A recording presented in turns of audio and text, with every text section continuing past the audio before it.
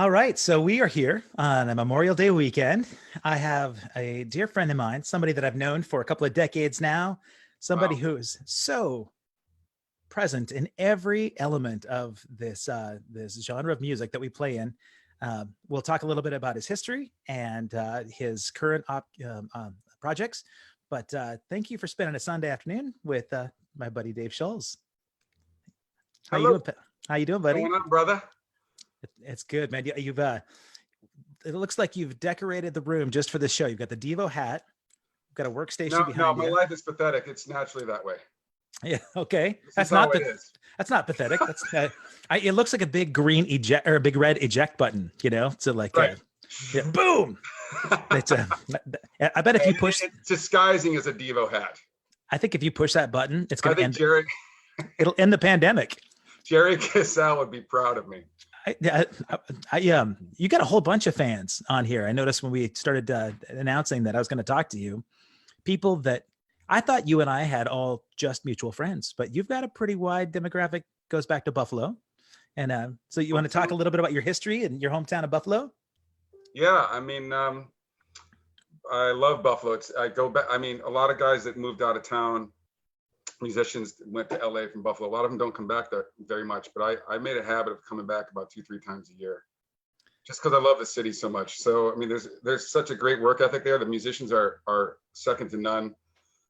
They may not be, a lot of them may not be famous on a worldwide scale, but in my mind, they're just as good, if not better, than a lot of the people I've run into in the LA scene, because the weather sucks and all you do is practice all day. Right. Yeah. So, it just it's just a really great music community. So I try to go back and do reunion shows with my old band. And I have this sort of family band called C.O. Jones. That's sort of a funk thing. We've been doing it about 25 years now.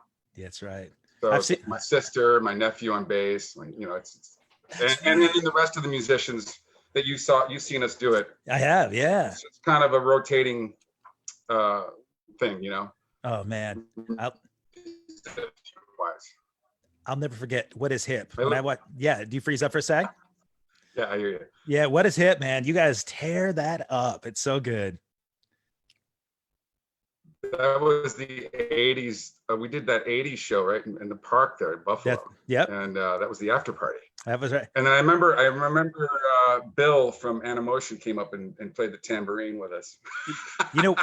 We barely made it back to your gig, buddy, because I was playing that gig with Bill. And right after we played, we ran up to Niagara Falls and we were going to look at it from the American Falls side. And do it. But he took the wrong turn. He actually went over the bridge to the Canadian side. Nobody had our passport with us. And by the way, the American side is boring. The Canadian side's better, so you didn't miss anything. Oh, we did. We missed the entire rest of the show because we got detained. And he tried to turn around U-turn, and customs don't like that. So nope. They got the bomb dogs out and detained us for like 4 hours. So we rolled in, I think, right about the end of your first set with the C.O. Jones gig. So. But it was fun, man. Great band, smoking band. It was nice to see all you guys there. It felt good. Yeah. So that band's been around for a while. 25 years. I started when I was 19. Oh my God. I'm not going to tell you how old I am, but yeah. So just put that in the back of your noodle. Yeah. So it started off with remnants of the lounge band from a guy named Lance Diamond, who was sort of the top legendary sort of local lounge entertainer.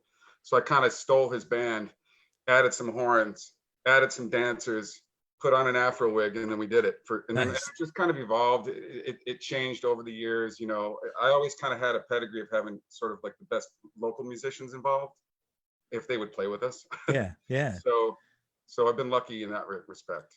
Did you travel with that band, or did you stay in Buffalo? Okay. We kept it local. I did one original album with my writing partner Steve DeMarchi that I was very proud of. I might re-release it on Spotify. Okay. But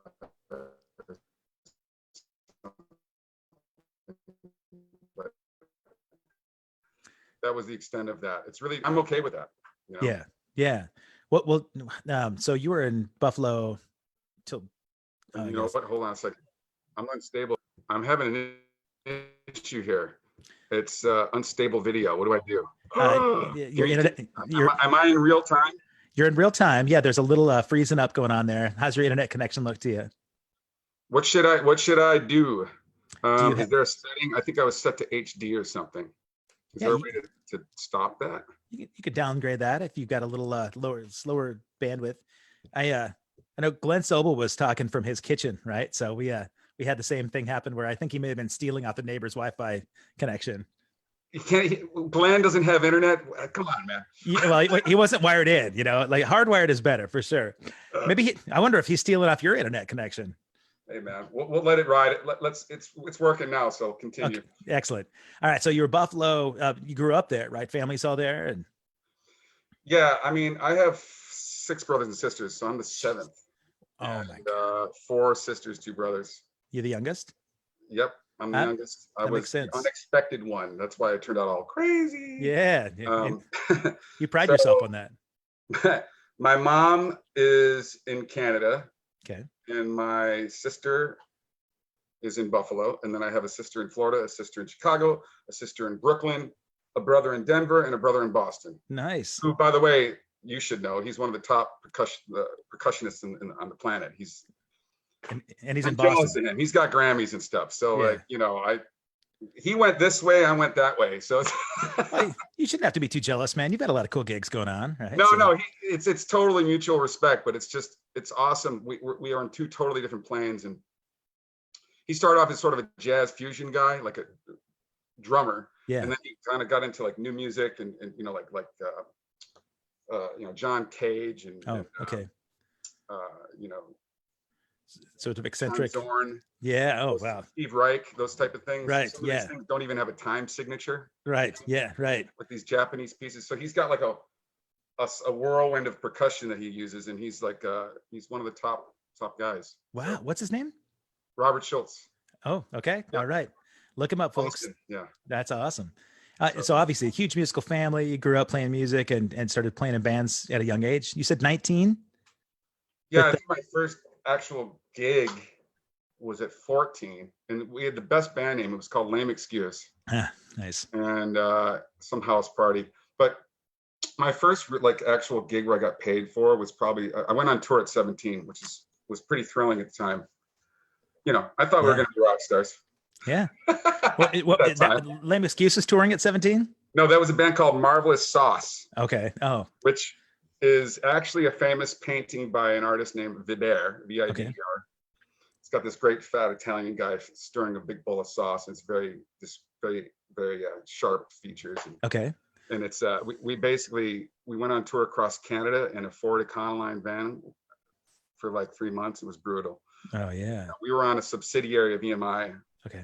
and just never took off. But it was a great band. It was an amazing band, like very squeeze kind of XTC type of band, Yeah. So I learned a lot about pop music in that band, and I pretty much owe my life to those guys because there's a lot of stories that connect to this, but I'll just try to make it as simple. I was a good student, meaning I had like good grades and stuff, but I quit high school to tour with this band. Oh, really? Okay.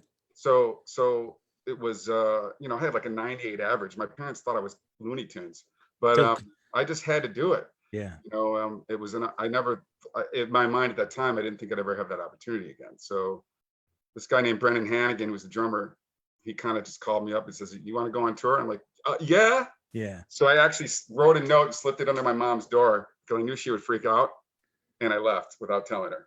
Are you kidding me? I had to do it. Wow. Oh. There's a lot more to the story, but basically it wasn't a good time for me to leave. Yeah. So she's happy that I did now. Of course. Yeah.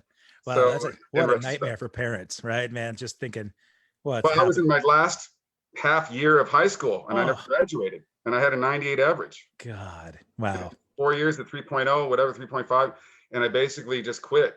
I ended up getting a GED, good enough diploma.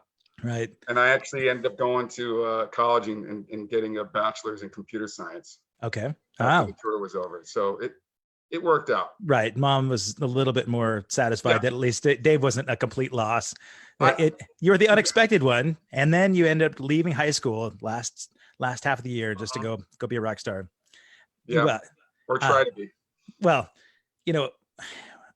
I should, there's a lot of stuff that I wanted to talk about in terms of concepts. I don't really have Yeah, themes when I have conversations with people, but your record Connect, you know, I've been into that record for quite a while now. You hit me to it over 10 years ago. yeah, And connections is such a huge part of everything you do and what I do as well. Right. yeah, I mean, we both really, I think, owe a lot of our, you know, sort of musical success to being able to make connections and work well with people, you know. And yeah, I talk a lot about this in the conversations that I have about being a respectful, responsible, reliable person who's got a decent attitude. You know, you got to have the chops and be able to show up and play, but yeah. so much of it is about You have to, connections. And you have to so, be able to hang out and be cool with people and be warm, yeah, friendly, and funny is really important. that helps. Yeah. Like, you know, You but got that. not be an asshole. Right. And so so thinking about connect, and you're 17, you're on tour with Marvelous Sauce. You come Mhm. back, you go back and go to get your bachelor's, but did you come back? Because I don't want to get too detailed in the weeds about I'll tell you whatever you want. It's fine. well, okay. So you got the deal with EMI, a subsidiary, and they've Yeah. got some sort of tour support, or they just said, here's money for Yeah, a it was like van. an indie thing, you know. Okay. They gave us enough money to get in the van and go and gas and all that stuff, you know, and eat. It was very minimal. I didn't understand what touring was at that point, so to me, Sure. it was a dream. Yeah. You know, ever since now I know what touring entails, but I didn't then. So I was a kid in a candy store, so it was great. I really owe a lot to those guys, and they actually led, those guys in particular led to me and being in the Goo Goo Dolls. So Okay. it was kind of a domino effect of things that happened at that, starting at 17. You know? Okay. Like, give me the dominoes. Let's hear it. Yeah, well, basically that tour ended, and I got the computer science degree. I basically got the degree. I was actually, I was pretty confident in my musicianship, maybe a little cocky at that time, where I didn't think I needed a degree in it. Okay. I was playing so many gigs locally with so many different bands that I was getting kind of respect, I guess, in my city. So I just really was very practical, and I wanted to get a degree that would make me money in case the music thing failed. Sure. I've always Yeah. had that side of me, and Yeah. you know, I would say it's a 70-30 positive negative, because it's good because it keeps you in line. You're on top of your finances and all your sort of normal things, but sometimes it took away from me just diving into the craft. Yeah. You know, which is a lot of times I've taken gigs because I wanted the money. Yeah. And I'm not gonna lie. I mean, that's, Yeah. people can perceive that any way they want, but on one hand, let me get back to the story though. So basically, sorry, I was going off on a tangent. So basically I did that thing, and then you know, the Goo Goo Dolls, we shared a rehearsal space. So at that time I'm around 21. This is in Buffalo? Yeah, in Buffalo. Okay. So I was just kind of, you know, Marvelous Sauce would rehearse, Goo Goo Dolls would rehearse. We all became friends. You know, Johnny Resnick used to hang out with my sister and when she had parties at my house when I was growing up. He used to tease me and stuff. He picked me up on my ears once. Oh God. He tells me now that's why he hired me for the Goo Goo Dolls, to sort of to pay back for that. Making amends. That's good. Yeah. But I basically I would kind of like bother Robbie Takak a lot. He used to DJ at a place called the Old Pink. Okay. Old Pink Flamingo in Buffalo. It's kind of like it's considered one of the top 5 dive bars in the country. It's actually Really? great. It's great music, great DJs. And then, you know, one day, you know, he just kind of called me and asked me to, it was just years later, I guess it works. He just called me and asked me to go on the road actually, he asked me to play one song with him at Woodstock, which was Iris at the time. Wow. No kidding. Because it was like kind of a weird thing. They were playing at Woodstock.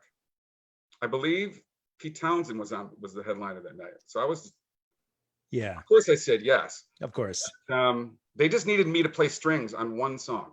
Wow. Okay. So like literally I would fly to LA and just play the string parts. Okay.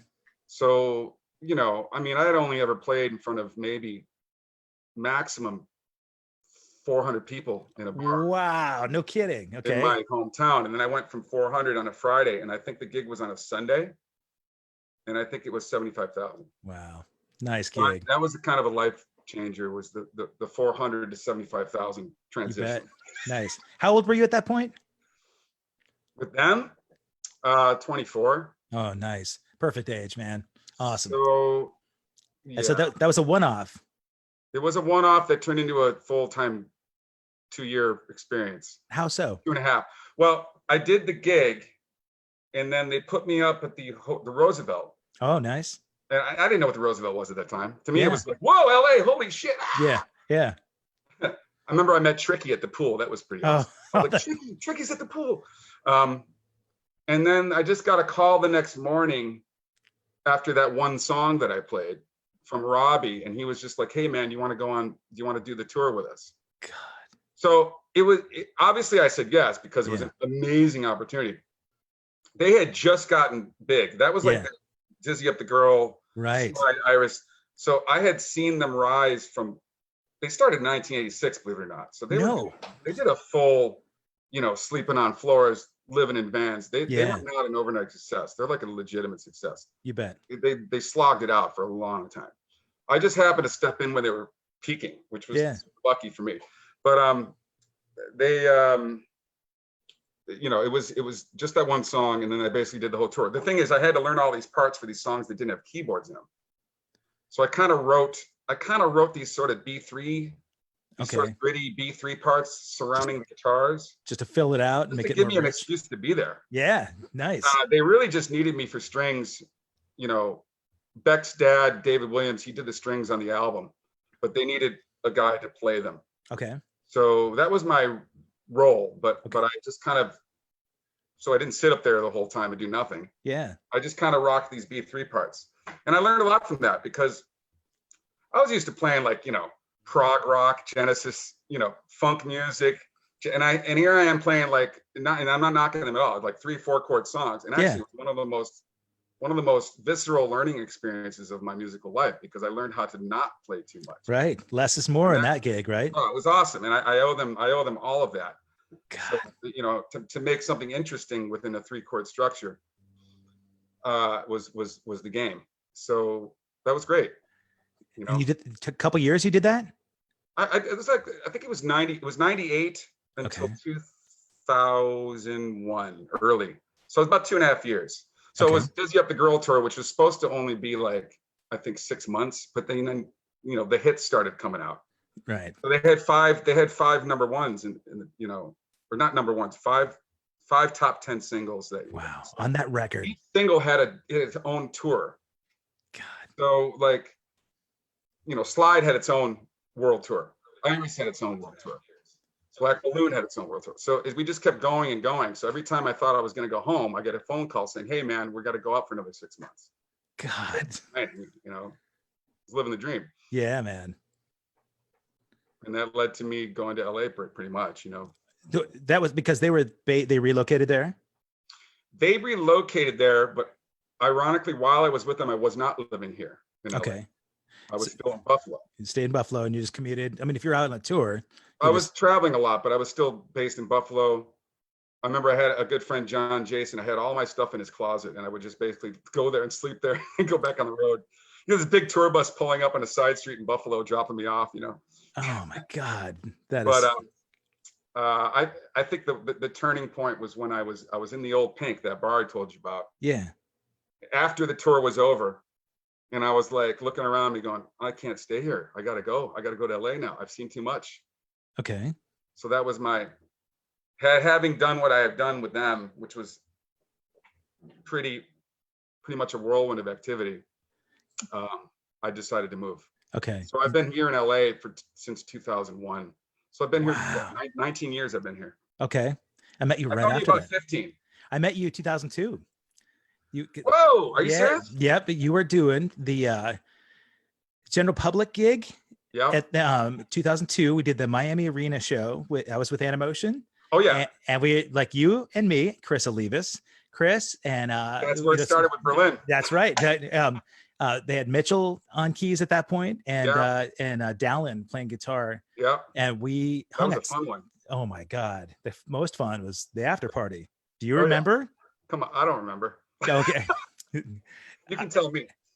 I do remember some of it. The Kitchen Club was some place that had 4 different floors, and each floor was a different theme. Right. So the top floor was the 80s theme, and it was like huge place, man. It had balconies, and they were projecting MTV videos, and they had video games from the 80s all around the side. Sounds like the 80s cruise. A lot like it. But when we walked in, because we had the artist bracelet, they handed us each a bottle of our choice. And at that point I was still drinking. And I remember saying, like, I only get one. So they let me have a bottle of Grey Goose and a bottle of Patron. And we were just walking around with bottles in our hands. That was where I thought, oh my God, we made it. We just played an arena. Then we got, Totally. But the party That was so much fun. Party was incredible. And actually that was the first point as a collective where I got to really connect with all of you guys, where I felt like, oh, this is a community of artists. It's been great, man. No competition. There was really, it was a family vibe, right? So I felt like I connected with you, Chris, and well, Chris especially, I got to say, because that was a legendary night for the two of us. We were listening to I think we were listening to Jamiroquai until 6 a.m. Oh my God! I think you passed out on my bed in my hotel room. Oh my God! I just revealed it. There was plenty of stuff that can just. Jake Hayden too. That's right. He was doing the missing persons gig. That I won't forget about Jake at all, man. Yep. That's right. No, there was hanging that night. So much cool hang there that Ron actually was doing the missing persons thing as well. Yeah. And this connection of all of you cats ended up leading to this sort of family reunion for all these other gigs that we do together. Right. So every time it happens, it's great. You were doing general public then, but then the Berlin thing happened for you right after that, right? So you've been in Berlin for a while. No, it was like, I think that what happened was, okay, so I have to go back to the Goo Goo Dolls in Germany. Let's do it. The Heineken Festival. Okay. So I'm at the Heineken Festival, and I'm in the beer tent, and Mike Raylo, who is the keyboardist of Live, remember Live? Yeah, I love him so much. Yeah. We've been great friends ever since. He's an amazing musician. He's like, Dave, do you want to play with the English beat?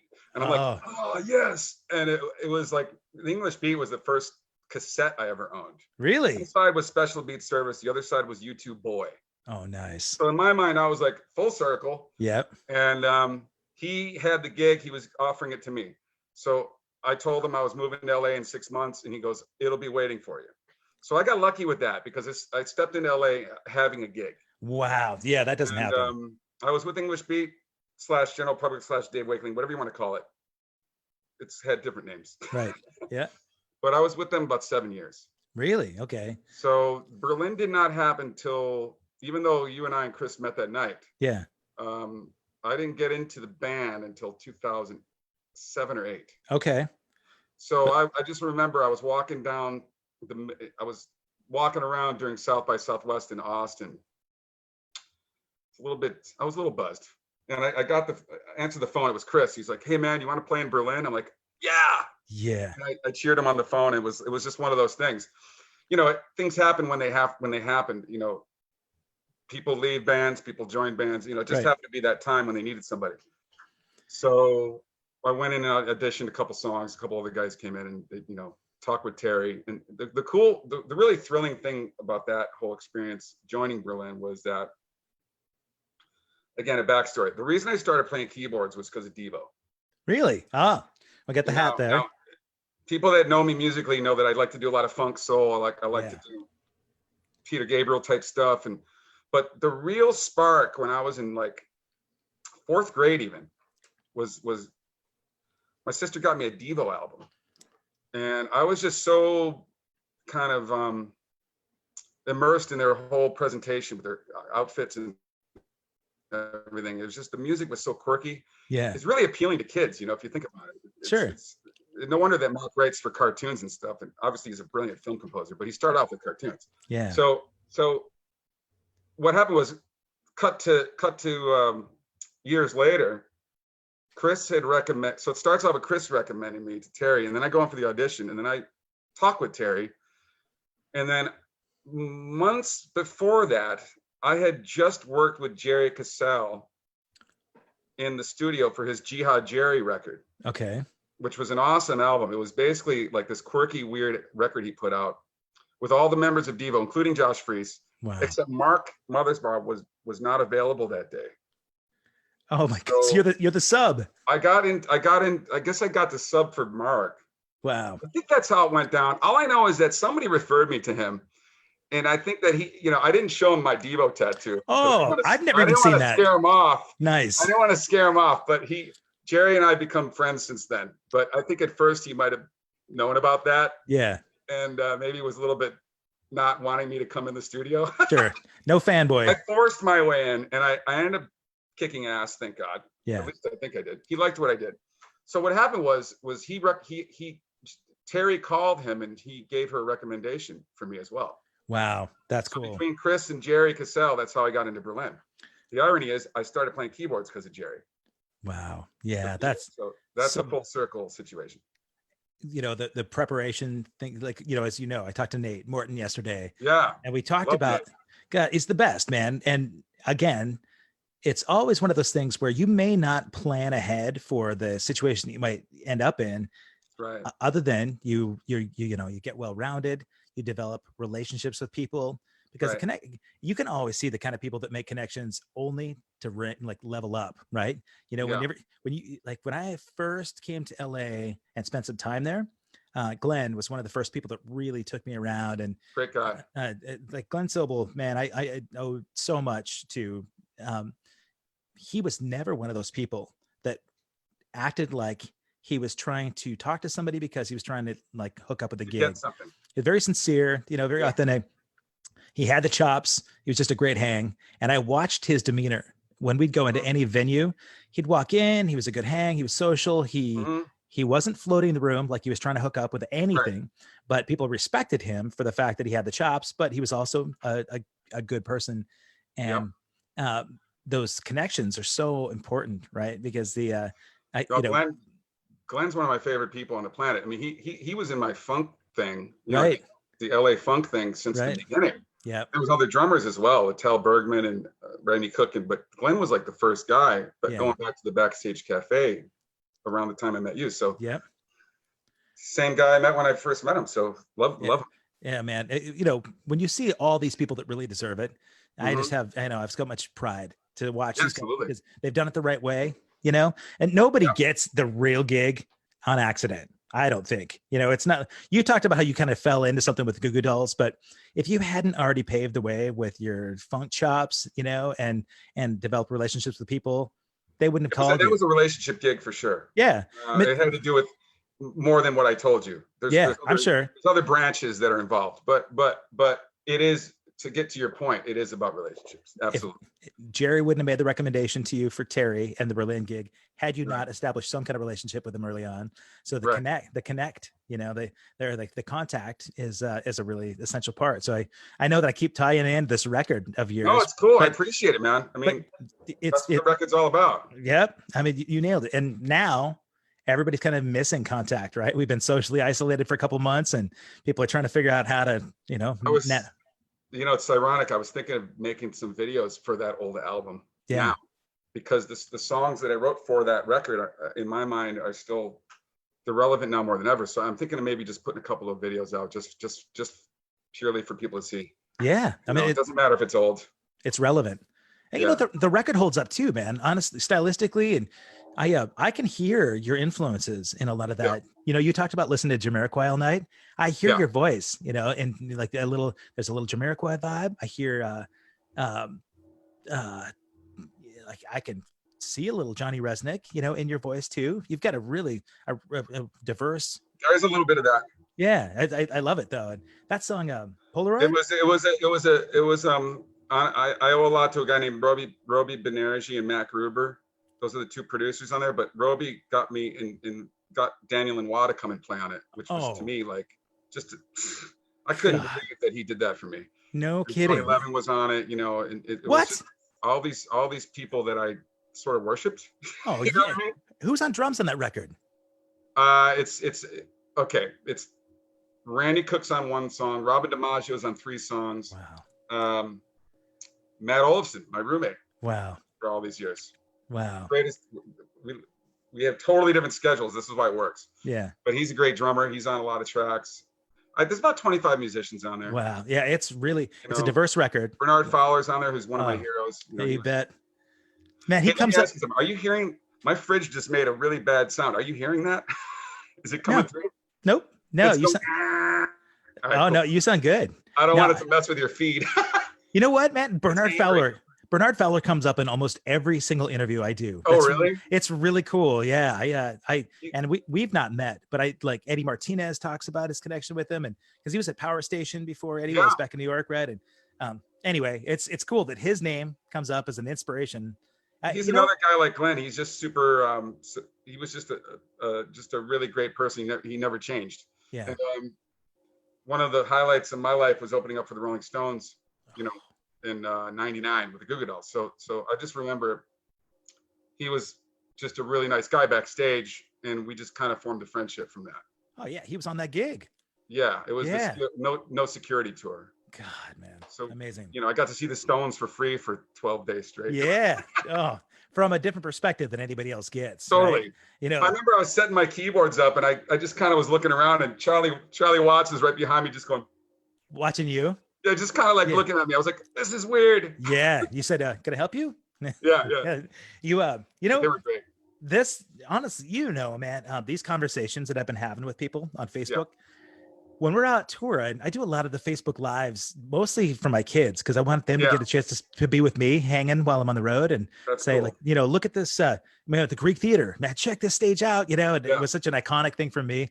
And this is an opportunity for a lot of our friends to kind of see what it's like when you and I are hanging backstage and we're just shooting the shit. Right. It is a really cool thing that's, because a lot of people might think that the backstage party is all about, whatever, the drinking and the They don't drugs. realize it's like bad tortilla chips and weak salsa and like a bunch of Evian and and a bunch of smelly couches. It's not exciting. You're absolutely right. You just nailed it all. But it makes for good conversation though. When we're hanging, those are some of the times where we get together and we get to reminisce of crazy times. But I think those connections, those contacts that we've made, I think about so many gigs that you and I have been on, buddy.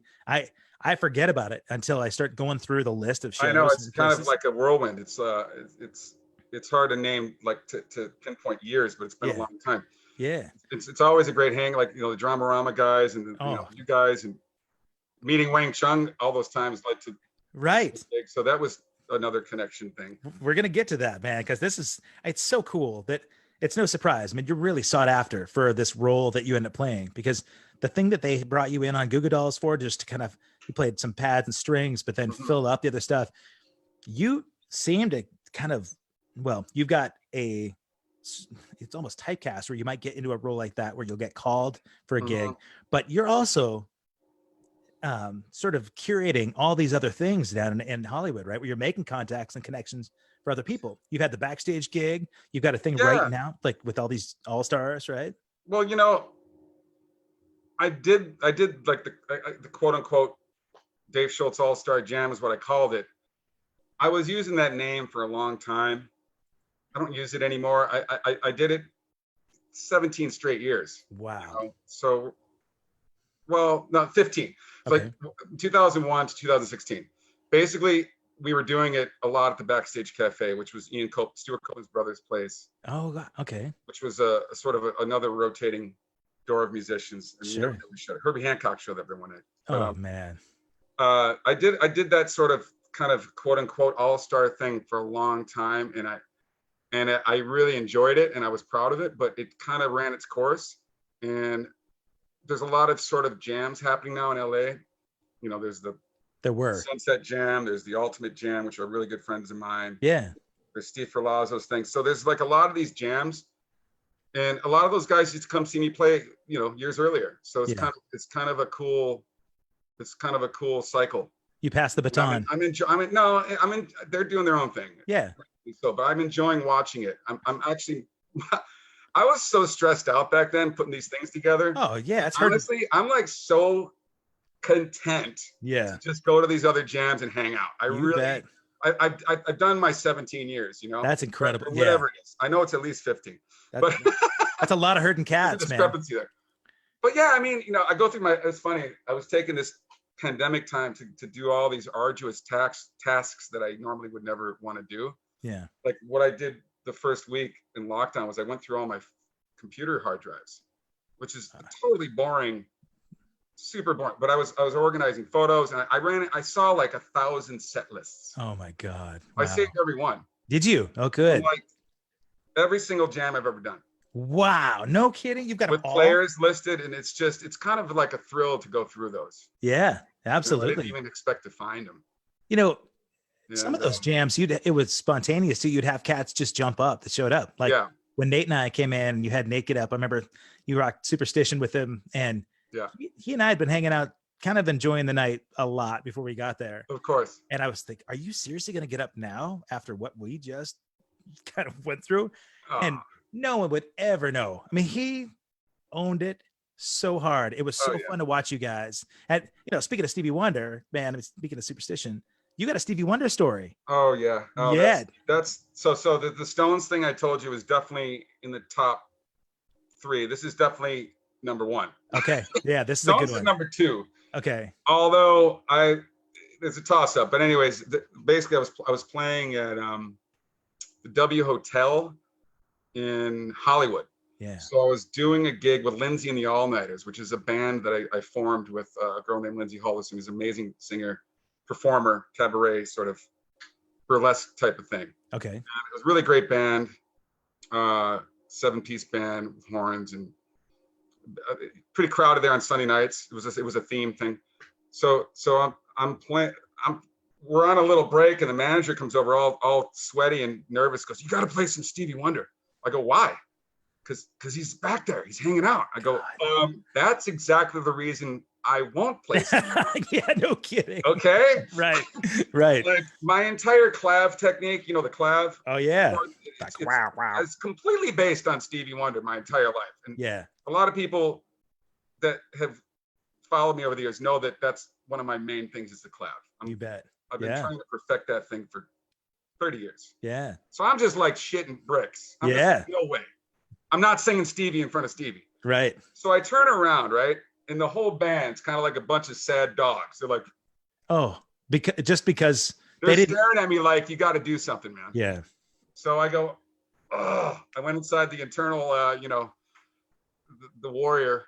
Yeah. And I said, I got to do it. And the best part was I said to Lindsay, I go, "Lindsay, I don't know the words to Superstition. I don't know them by heart." She goes, "It doesn't matter. He can't see." Oh God. Just read them off my phone. Oh no. He showed me the phone, and I'm literally reading the lyrics off the phone.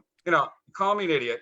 I know like 600 songs, but for some reason, I can never remember the lyrics of Superstition. Sure. I don't know why. Yeah.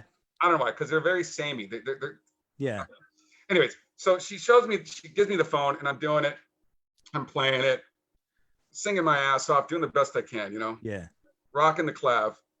And then all of a sudden I see this figure rise up in the back of the room with 2 people. And I realize it's Stevie, and he's walking towards the stage. Oh my God. I'm just like, what's he going to do? What's going to happen? Right. He's going to punch you. He comes over and he kind of just brushes me. He goes, "Sound good, man." Oh God. I couldn't believe it. 3 words. Wow. Then it's like a graceful ballet move. I kind of just slipped to the side, and he stepped into where I was, finished the song. Oh God. Sang the second verse. Oh. So I sang the first verse. Stevie sang the second verse. On my keyboard. Haven't sold the keyboard. Oh yeah, man. Don't clean those keys. Touched it. Yeah. And this is the funny thing for the musos out there. We were playing at an E flat. No, we were playing at an E, which is the Stevie Ray Vaughan version. Okay. But I was doing a Stevie Wonder version. I was just singing it. I was playing it in E. Yeah. There was a moment where he was adjusting because he's transposing. The original's in E flat, so it was kind of funny. God, but the fact that he could do it, well, the funny thing for me about 2.5 years ago, I brought my son to his first NAMM show, right? Yeah. And the Sunday in the Roland booth, we're hanging out in the Roland wing, and at Sunday afternoon they're closing up NAMM. Everything's done. All the musicians have partied it all weekend, right? And the manufacturers are just like, come on, everybody out. But we were checking out the drum stuff next to the keyboards, and all of a sudden this entourage comes in, right? His whole group, and Stevie at NAMM has about 40 guys around him. It's like the Pope or a president. But my kid, Caleb, he's 21 now. He's like 17 then. Mm-hmm. Stevie walks in, doesn't I don't see him say anything to anybody. He sits down behind a keyboard, and it's just his entourage, and then my boy and I, and then the Roland reps, right? And Awesome. he starts playing and singing, and Caleb looks at me and he goes, "Who's that guy?" And I go, "You know who that is?" And he goes, "No." And I go, "It's Stevie Wonder." And he goes, "No, Stevie Wonder's blind." And I go, "I know." And he goes, "No, that dude's looking at his keys." And I go, "No, I'm." And he thought it was all an That was a act. hoax. He thought it was a hoax, exactly. But I Oh said man. that's the beauty, that's the joy, is that this guy, Yeah. is it. But you could feel the energy in the room when he walks in. Yeah. People don't, they don't believe that until they're around somebody like that, right? Jennifer Batten and I were talking Michael Jackson's and Liv Warfield talking about Prince, right? Just about that energy. There are only a handful of people on the whole planet that have that, right? Yep. But you can feel he's another one that's super friendly and gracious and just humble, a great person. So God. that was definitely in the top two memories. Yeah, man. You can pinch yourself and know that hardly anybody on the planet has had that experience, right? And If you want to see something funny, if you type in Stevie Wonder W Hotel, you'll see me standing next to him while he's playing my keyboard. yeah, I really look like I'm in church. I have my hand, I'm just like I'm like totally solemn, and I'm just like God, that is so good, man. I'm just feeling this energy. Yeah, I didn't realize it's on YouTube. That's cool. I'll post a link to that in the little feed here. But man, well, even that kind of experience, right? The W Hotel, you found ways to have gigs even when you're not on tour with these other bands. You found ways to make money in LA when it's a tough gig, man. What? It's funny because like I've never been like attracted to a better gig versus a worse gig. Sure. Like to me, playing, I'm being totally genuine here. Like people might think, oh, he's foolish. No, I'm being very serious. Like I'm gonna play a wedding, in San Diego, and I'm gonna be there on time, and I'll it's the same. It's no different mental process than me going on tour with a band. I like working, so I kind of like in my world, in my movie fantasy, I like to think I'm like Harvey Keitel. I just keep working. Yeah, that's. But I mean, honestly, like, I've kept good ties with a lot of sort of circles of musicians that keep me employed pretty much constantly. So that's been a saving grace of mine. I mean, I haven't not been employed since I moved to LA.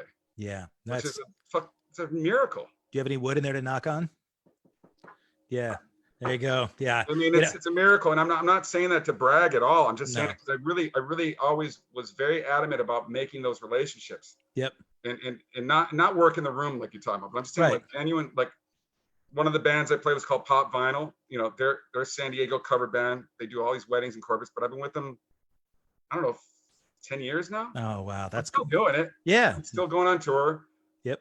When I'm not, I go play with them, and when I'm not playing with them, I'll do another, whatever. Sure. It's just I just like to play. And you wouldn't get those recommendations for these other gigs had you not been prepared, and you're easy to work with. So how did the Wang Chung thing come about? Other than the fact that you knew that's from our circle. I mean, that's just hanging out and me bending Nick Feldman's ear constantly about how I better play to live and die in LA before I die.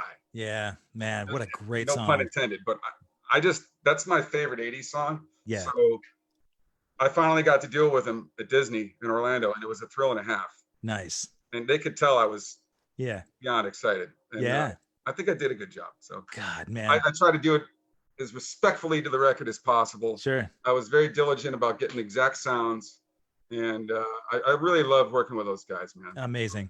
Nick and Jack we bonded musically over a lot of things. Amazing, man. Really. Progressive rock, funk, things that you wouldn't even associate. See, to me, I associate that with Wang Chung. Yeah.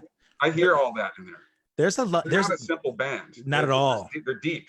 Right. So I love playing with them. Yeah. Unfortunately, because of this pandemic, I think I've only done 7 shows with them. Okay. So the Orlando thing, but either way, hopefully next year we'll get back to it. We got to do that show together at Microsoft. That was such a Yes. blast. And you had Yeah. Katja Reicherman playing sax. That Oh, was a last minute thing. I think I thought of that the day before. I was like, wait, wow. why don't we get her on this? Yeah. This is awesome. And What they a- were into it. Yeah. She killed it. Yeah. She killed it. I've got some video from that backstage right behind the curtain. I peeked through, and I've loved Katja for so long, man. When she was in Rod's band, you know, Well, Katja's like one of my best friends out here, period. I mean, she's been playing with me since I moved here. So Yeah, she's in all those jams. just She was actually the one steady from the rotating really musicians that I had over there. She was the one steady, you know, so. They're all, you know, most people that I talk to in these conversations have that quality about them, that there's humility involved. You know, there's you know, a true passion for playing. She is so in love with playing music, as you know, you talk about just wanting to work. You love to work. And Nate mentioned this yesterday, and this is something that I hold true. People kind of get jaded and gritty when you're on the road for a long time, right? And so people will start saying, you know, man, I got to go down to the, I got to beat the band for lobby call, get a 6 a.m. lobby call. And he was saying, you know, the perspective to have is I get to be downstairs for lobby call at 6 a.m. Right. No, I get to go play on stage. I get to go rehearse with X, Y, and Z band. And because, you know, if you take it for granted and reverse the psychology, man. Oh man, if you lose sight of what you've got going on, come on, a million people would trade places with you. I think they're realizing it now. Yeah, it's the truth, right? So now we're a few months into this thing, and people are trying to figure out, musicians are trying to figure out how to express themselves creatively. People that have been going to shows that have all these tickets and they're passionate about going to see shows are desperate for that connectivity with music, because that was the piece that kept them alive, right? So are you doing sessions, or what are you doing right now to keep yourself busy? Well, my life has kind of always been divided into, like, I guess, 3 things. I mean, the live thing, which you know about, and then I scored a couple of films last year. I'm really trying to get more into that. Yeah. I just really, it's musically limitless, which is what I really love about it. And I have so many things that I like to do that most people wouldn't even know that I did. So it's kind of an opportunity to explore those territories. Cool. So I do a lot of sessions out of this studio. You're seeing a quarter of it, but there's about 12 keyboards in here and a HD Pro Tools system. I really enjoy working here and sending tracks out. Nice. So I just get a lot of work like that daily. So it's just kind of really? Daily. Well, I mean, if it ain't coming in, I'm gonna make it happen. Good, right? Yeah, right on. Yeah. No, but I've actually really, what I've been, speaking of this situation now, the lockdown, it's been really great for me in a strange way.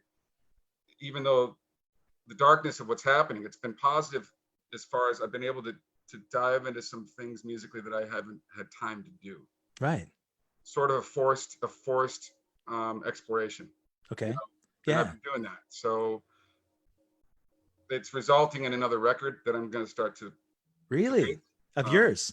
Your Brie Darling's husband, Dave Darling, is a Grammy winner producer. Yeah. We became friends from that Cherie Curry tour that I did. Right. I asked him kindly if he would maybe produce some songs, and he said he would. So right on. I'm just preparing those. Okay. And I'm going to probably produce a few of my own, but it's always good to have a super pro up there. Yeah. Tell me what's what. An objective person that can step outside. Yeah. Right. Yeah. So it's going to be another hybrid record, sort of like what Connect was, you know? Okay. Yeah. Like that one song that Lenoir was on, like he ended up producing that song because he was my hero. Yeah. I said, go for it. But this record, I think, is going to come from 3 different groups of songs that have happened over the last 5 years. Cool. I'm just going to put them all together. Good, man. That, you know, the fact that you can see that, you know, like the light through this darkness is a really important thing, because there are a lot of people that are really having a hard time seeing that. And I didn't mean to sound like, it wasn't mean to sound selfish. It's more like I'm trying to make it as positive as possible. Oh, yeah, you know? we have to, right? I mean, the other alternative is to fall victim to what's going on, and we don't want that. So I love the opportunity to catch up with my buddies, but also talk about positive ways that they're expressing themselves, because people need to hear that, you know, because it gives them hope, right? So I love that you're being productive and you know, this progression. Nate would talk about this progression of sort of finding your voice. I mean, you're putting out a new record. It's been like 11 years, I think, since the last one, right? So you've had time, a lot of I'm on experience. Peter Gabriel time. It takes him 10 years to make a record. You know what, man? Then you know it's quality. I wish I was that cool. You're busy.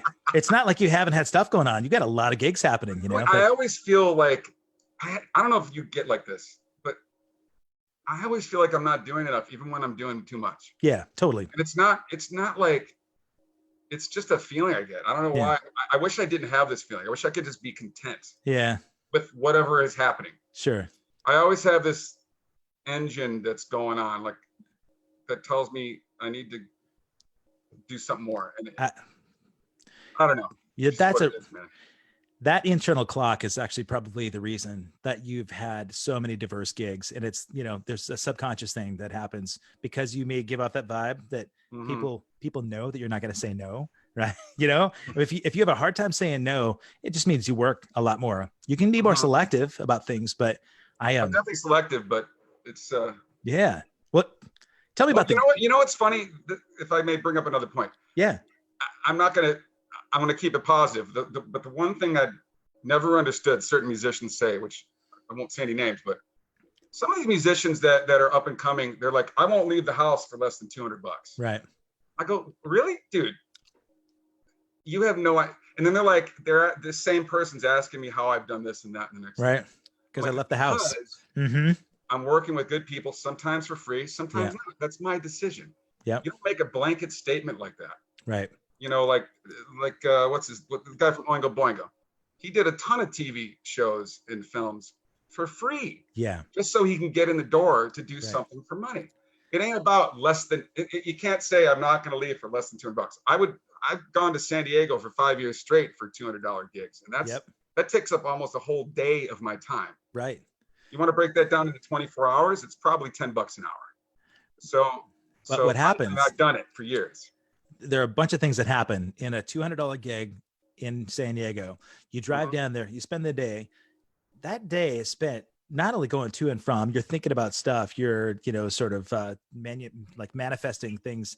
Yeah. So, and behind that, when you go and do the show, anybody that comes to whatever show you're at appreciates the fact that you're doing a really quality show, regardless of how much money you're making.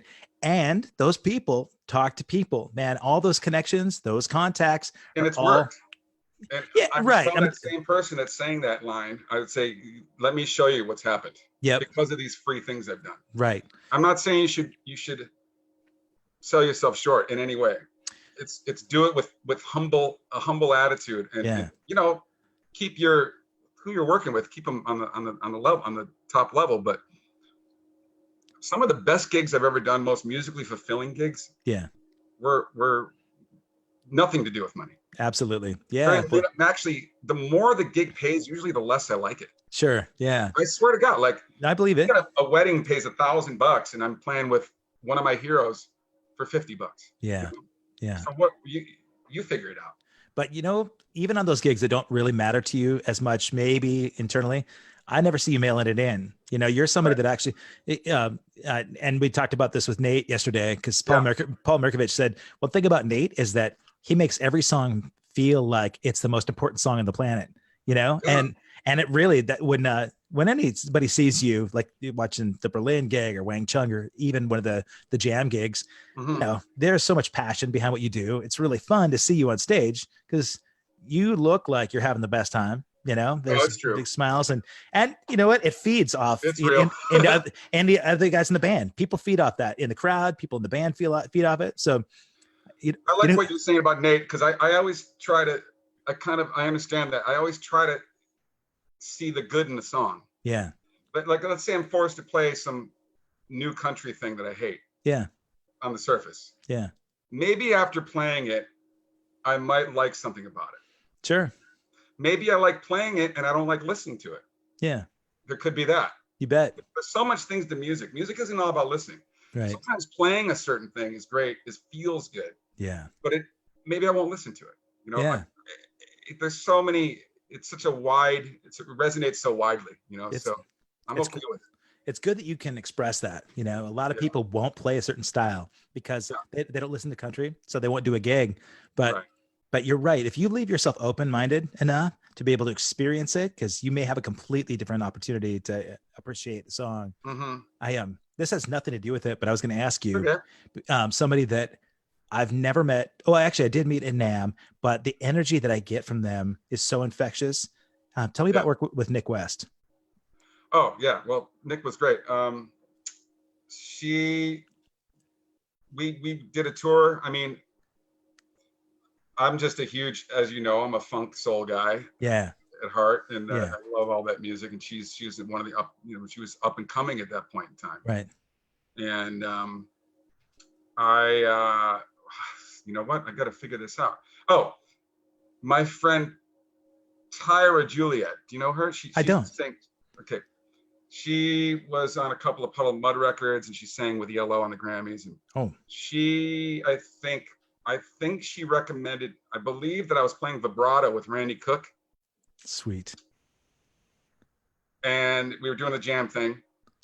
And I think either Tyra or Randy brought her in. I'm not sure who it was. Oh, okay. It might be Randy. I need to be having Randy. She came to the gig, and Randy's like, one of them's like, you got to meet Nick. And Nick was there, and I had her play a song with us. Thank you for letting me be myself again by Slime and Stone. She's slapping away. Yeah. I gave her a big hug at the end. I go, oh man, this is awesome. So we just became friends first, and then things started to happen for her. She's a very good self-promoter. Like, she did everything on her own. There's no record label. So I ended up doing her first tour with her. Really? On her stuff? Yeah, and it was great. We did a lot of great shows. One of the highlights was I got to play with John Blackwell. Oh God! Wow. I mean, that was rest in peace, man. In Japan. No, we were actually in Georgia, meaning next to Russia. Right. John was playing drums for that gig? He was on a short little tour we did. Wow. It was about a week. And then I stopped playing with her for various reasons, nothing to do with her personally. Yeah. And then I had heard that he passed away. God. At a subsequent gig about 2 months after I had played with him. Oh man. It was so that was pretty. I was thrilled and depressed at the same time. Of course, like, man. Yeah. One of the great drummers, you know. One of the greatest drummers ever, man. His work with Prince was insane, dude. You know, I got a stank face from John Blackwell. That's all I got to say. Yeah. I got a stank face from him, and I was proud. Yeah, absolutely, man. That's a bucket list right there. Yeah. Oh, it was great. Oh, wow. That so you did a tour with her, and were you doing a jam thing kind of with her too, or was there a local? She would come in. She would show up for various things, you know. Okay. Yeah. But like the first ever Funk Dolls gig, which is my female version of my funk show. Yeah. She was the bass player, and that was actually at the Ultimate Jam when it was at Lucky Strike. Right. Before Ferlazzo. Right. Took it over. So we did that there.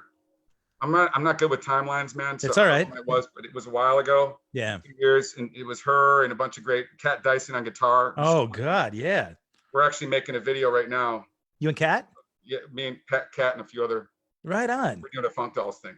That's killer. So that was a killer. But Angie Swan was on that one. Wow, man. She's with David Byrne now. Yeah. Which, by the way, is one of the absolute best freaking shows I've ever seen in my life. David Byrne show. Yeah. The David Byrne show was amazing. Yeah. So yeah, that was a cool thing. So Nick West is like the original Funk Doll. Okay. Yeah. But she's gone on to be a superstar, so I'm happy for her. Yeah. I crushed on her just because, of course, as a drummer, because she had purple hair. Well, there was that. That's why we hung in NAMM. You know, we compared purple mohawks together. Right. But no, man, I think the first thing I saw of her was playing with Liv Warfield. You know, she did the Why Do You Lie track, and yeah, I love the song. The horns were all big, and then her playing as a drummer, I just like, oh God, I want to play with her. You know, yeah. I want to be a rhythm section with her, man. You know, it was a great band. It was Hubie Wang on guitar. It was you know, Ariel Belvalera on guitar. Wow. She's also in my band. Wow. Also, there's a lot of good footage online. That was a good tour. Yeah, man. I want to check. Is there a man? You already talked about like Stevie and Herbie Hancock coming to your gig. If pandemic were to open up, you got a call tomorrow and said, "Hey, Dave, just a one-off show. Hollywood Bowl's open, and the one artist that you could step on stage with for a night? Is there a bucket list artist, alive or dead, that you would jump on with? Oh yeah, Peter Gabriel. Oh, really? That's Okay. it. Yep, that's it. Everyone knows that about me. That's so good. I used to have these after parties, and I used to make people watch the Peter Gabriel Secret World video. My favorite. Anybody who's been to my house will laugh if they see this. They'll be like, "Oh yeah, I remember that." My I was favorite. forcing it on people. It's my favorite live album. Super loud. Get evicted. Neighbors complaining. Oh God, it's so good, start to finish, man. Yeah, Monocache is like one of my all-time favorites. Yeah, mine too. And Tony Levin again on that record. Yeah. You got Paula Cole. And, so you can imagine me getting Tony and Lenoir on that record. Yeah. The thrill of a lifetime. So it was just, and Tony, actually, I haven't talked to Lenoir since that week. He's a very secretive type of dude, but Tony and I have communicated over the years. And really? So you know, he's a really nice person and lives in Woodstock, which is kind of near Buffalo. So. Yeah. So he really seems like a sweet. I've met him with Jennifer Batten, introduced us on a Alan Holdsworth Bozio gig. He's a legend. Yeah, he is, and but humble again. He was so kind and down to earth that that guy's like, you know, you see him on all the biggest records and the favorite records you have, you know, and yeah. It's you probably agree with me on this. I mean, I find in general that the more successful and legendary a person is, the more humble they are.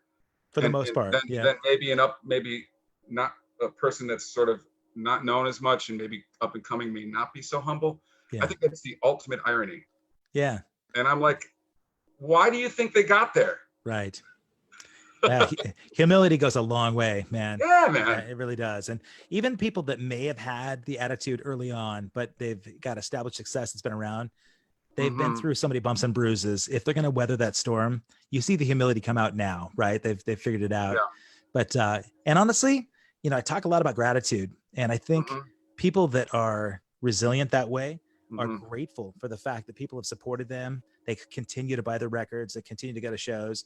And, you know, gratitude thing, I think, goes a long way, both sides, as an artist and as a appreciator, you know? So I think it's one of my favorite things about, you know, seeing you evolve and your progression through all of this is that it seems natural that you've never taken anything for granted.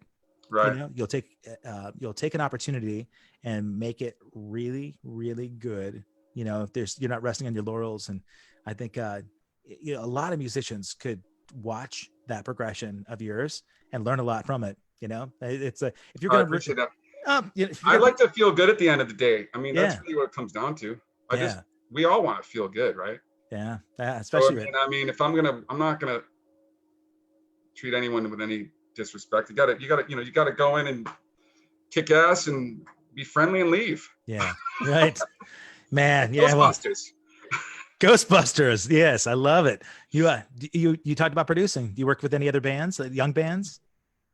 You know, I haven't produced a lot lately just because I've been really trying to get out of my comfort zone and really get into my new record, which is, believe it or not, it's difficult. It's actually hard. It's hardest for me to do my own music because I think it goes back to my computer science degree. I have this very analytical brain, which sometimes gets in my way. Gets in the way of the passion and the inspiration. Sure. Because you don't want to be analyzing something like passion too much. Right. Sometimes you should just let it go and let it out. And so I need a producer. Yeah. Because if I do it myself, I'm going to go crazy. Right. Like, I don't want to sit there all day. It could be, you know, you start thinking about it could be better. Sometimes it's the best the way it just came out. Yeah. So, you know, I haven't done as much producing this year as I'd like to, but I think I'm going to focus. I'm taking this time, honestly, until January to just try to knock this thing out. Wow. That's cool. And then hopefully I'll be happy with it. And then I can get back to doing, you know, some other stuff. I meet some art. I like to work with artists. My only condition is that they're honest. I don't care what style of music it is. Sure. That's sort of like what I want. Obviously, it's like, you know, Sex Pistols, punk music was honest, you know. Right. Some country music is the old school country is really honest, you know, Right. Yeah. probably more honest than anything. And Right. then I just want to work with people that have something to say. I don't care what stylistically what they're about. It's fun for me to do different stuff. So Right. The I'll reason tell you when I get something good. well, I asked because there is man, there's so much sage wisdom, you know, to go along with what you've learned along the way. You know, Yeah. the humility and authenticity is a Yeah. really important thing. So you're talking about being honest, and I look forward to seeing what you put out with your record, because I would imagine that's going to be a really nice transformation from the last 11 years, you know, from your last record. And Yeah. be cool Yeah. that you've got a voice that most people don't get to hear, you know. I mean, as you're people consider you a sideman because they see you on stage with so many Right. other bands, you know, but Yeah. it'll be fun to watch this. I'm glad you get some Yeah. time to do it. Plus, I've been working on my voice too, doing these 4-hour piano vocal gigs. It's been kicking my ass, so my voice is in good shape right now. Right. Yeah. Good You know, I time. mean, the Goo Goo Dolls gig, honestly, that was really about me. I was playing keyboards technically, but Yeah. a lot of it was me ghost singing. So, you know, Yeah. I won't reveal No, too much on that, but that makes I sense had though. to do a lot of that. Yeah. So I kind of learned. I kind of developed a range starting at that point, Okay. and I didn't really think I was a decent singer until maybe 2 years ago. Wow. Honestly, Yeah. even though I've been singing my whole life, I really felt like something changed a couple of years ago. You got some time in there now, but you're doing it right. Because that's Yeah. So yeah. I feel like whatever I end up doing on this record, it'll be a good vocally, it'll be good, and I'll be happy with it. You know what I mean? God, that's great. Music's man. never been a problem for me. It's always like lyrics and vocals, man. Yeah. That's my tough spot. Yeah. For You most know? people, but Yeah. I'm excited to hear it. I am. Awesome. I think you man. Well, it sounds to me like you know, not only are you being productive, but your perspective is in the right place. So I'm glad that people got a chance to see some of this, because it's important to, you know, kind of stop, smell the roses, think about, all right, we're, since everybody on the planet is in the same position, right, where we're sort of forced to have to reflect, this is good stuff. So I'm considering doing like a week-long sort of gratitude theme, you know, where we're respecting what we've got right now. And you know, all of this for me is evolving, but I hear a lot of that in you, and it's cool, man. I respect a lot of, you know, your appreciation for all the things that have sort of led themselves there. So making these connections, doing it the right way, authenticity and being honest. We got some concepts that Dave Schulz is passing on. So we'll add those to the notebook, and nice. And hopefully January, when this record's done, you know, we can kind of get it out there. Wish me luck. Yeah, absolutely. Well, how do people find out about it? I'll be calling on some favors, y'all. Yeah. How do they find out about it? Do they go to just your socials, or you got a website that you market? Just, you know, my regular website's daveschulzmusic.com, which is SCHULZ. No one ever spells my name right. Right. My Instagram is Dave Schulz Keys. Okay. And then my Facebook is Dave Schulz Music. It's, you know what's funny? The name Dave Schulz, people always misspell it. So it's almost like I worry people aren't even going to get there. Sure. They're going to put a T in. Yep. Something. Yeah. But that's why I'm telling you now. I appreciate it, man. Now we'll get it up there. Leave the T off, ladies and gentlemen. Go find Dave Schulz. SCHULZ. You got it. Man, I really, really appreciate you hanging out with me this weekend. It's so good to see your face. You too, man. Yeah. When do we see each other again? When do you think, what's your prediction for the fight, Mr. T? Well, all of the shows for A Flock of Seagulls sort of were canceled or postponed, and then they added a few shows back in. So Catalina Island was this thing that's supposed to happen in September, Labor Day weekend. Yeah. I think that's presumptuous to think that that's going to come off at this point in September. Okay. We got some shows that popped up in August yesterday in the Midwest. And I have a feeling. My prediction is I feel like March. Next year. Ways away, but I think I feel like spring is going to be, for various reasons. Yeah, 2021 is certainly more realistic to me. I mean, they're talking about 5-6 months from now, and I think that's just that's really kind of pushing it. But yeah, I stopped even planning it. Honestly, I'd love that the dates come in and I'm ready, and obviously I'm available. But for me, being able to really look at one day at a time, this whole time has actually been really. It's one day at a time. Yeah, that's all I can do. Otherwise we'll go nuts, you know? Can I give a little promo for something that's coming up real quick? Yeah, please do. I'm doing a live stream on June 2nd from 6 to 7 p.m. Pacific time, the Sunset Marquee Facebook page. Oh, right on. And that's a lot of fun. That's cool. It's just doing like, it's just me singing, playing piano. At the Marquee. It's a lot of fun. Yeah. 6 to 7, June 2nd. Yeah. All right. I'll put the link to that, the Sunset Marquee page in the recap. We'll post it up on by Kevin Rankin page. Much appreciated. Oh man, it's great, buddy. I'm glad you're gigging. You know, that's cool. You know what? From my living room. Yeah. It beats. It's an exciting place to be right here. Yeah. Well, you've got a good workstation, man. Yeah. Yeah, man. Well, listen, I think I got some good notes for my own book of Hard Knocks here. So, yeah, we'll watch for you on June 2nd and have a relaxing. Thanks, Tabby. Kevin, love you. I love you too, man. We'll have see a great you soon, weekend. Man. Thank you, buddy. All right. All right. Peace out.